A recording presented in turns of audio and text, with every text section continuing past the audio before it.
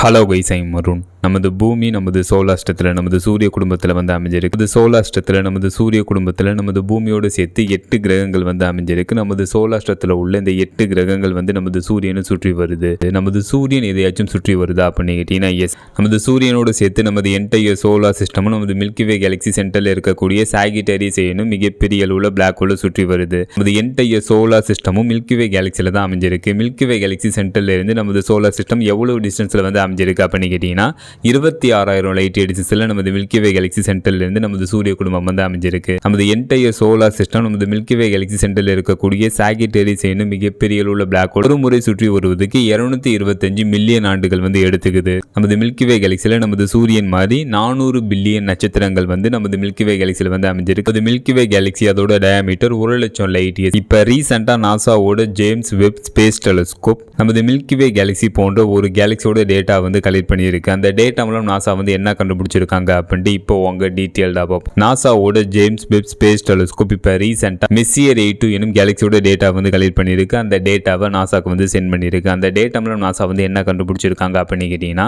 இந்த மெஸ்ஸியர் 82 இந்த கேலக்சி இதோட டயாமீட்டர் வந்து 40,000 லைட் இயர்ஸ் வந்து இருக்கு அப்படின்ட்டு கண்டுபிடிச்சிருக்காங்க.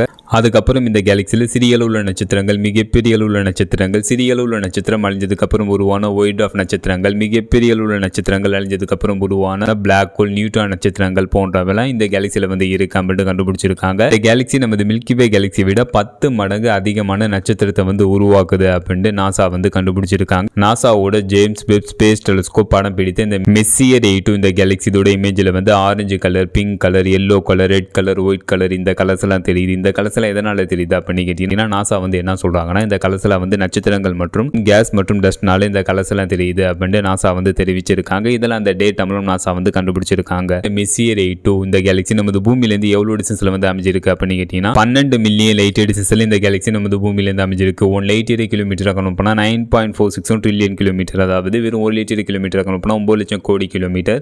இந்த மெஸ்ஸியர் 82 இந்த கேலக்சி நமது பூமியிலிருந்து 12 மில்லியன் லைட் இயர் டிஸ்டன்ஸ்ல வந்து அமைஞ்சிருக்கு.